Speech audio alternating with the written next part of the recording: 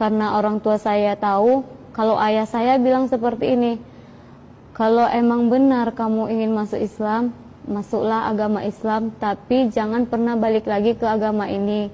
Tapi ibu saya tidak mau, saya masuk Islam, dan adik-adik saya juga tidak mau saya masuk Islam. Pada saat itu adik saya marah sekali, sampai saya dipukul, dijambak, dicekik. Akhirnya ibu saya bilang seperti ini, kalau kamu benar-benar mau masuk Islam, kamu harus buat surat perjanjian bahwasanya kamu sudah mati dalam keluarga ini. Karena saya malu menanggung keluarga yang dianya tidak kuat dengan agamanya, malu sekali dengan masyarakat di sini. Karena kebetulan ibu saya aktivis gereja dan saya juga aktivis gereja, jadi ibu saya merasa itu adalah beban yang berat sekali. Karena di dalam organisasi Kristen itu, jikalau ada satu orang dalam keluarga itu yang masuk Islam, maka keluarga itu akan diasingkan. Tapi saya di satu sisi saya kasihan pada ibu saya, tapi di sisi lain saya ingin mencari tahu kebenaran.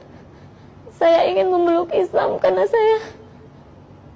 saya tidak mau kekal dalam neraka. Dan sampai-sampai saya itu dimandikan dengan air rebusan yang haram. Sampai-sampai saya itu diberi air minum segelas air putih yang dibawa dari dukun. Ketika saya minum, saya muntah darah. Namun saya tetap kuat pada pendirian saya. Seberat apapun cobaannya, saya tetap ingin masuk Islam. Sampai akhirnya orang tua saya nyuruh saya buat surat perjanjian bahwa saya sudah mati, dan saya tanda tangani materai. Saya siap dan saya buat surat perjanjian itu. Lalu saya disuruh keluar dari rumah, saya diusir, saya pergi, lalu saya telepon. Sekarang saya senang sekali ketika saya bisa mengucap 2 kalimat syahadat. Dan rasanya walaupun begitu berat cobaan ketika saya sudah memeluk agama Islam, semua rasa sedih, semua rasa berat yang saya alamin itu hilang begitu saja. Karena saya merasa ini adalah kemenangan saya. Saya sudah lebih dekat dengan Allah. Setelah 1 minggu masuk Islam, saya bisa fasih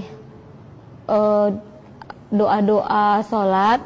Dan setelah saya masuk agama Islam 2 minggu kemudian atau hampir 3 minggu, saya alhamdulillah sudah bisa membaca Al-Quran.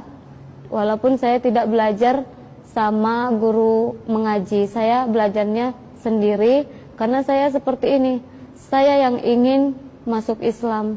Saya ingin tunjukkan bahwasanya walaupun tidak ada yang membimbing saya akan tetap mempelajari Islam. Tidak ada sedikit pun saya merasa jenuh ataupun merasa berat. Saya jalani semua dengan penuh sukacita, penuh dengan kegembiraan, penuh dengan kedamaian.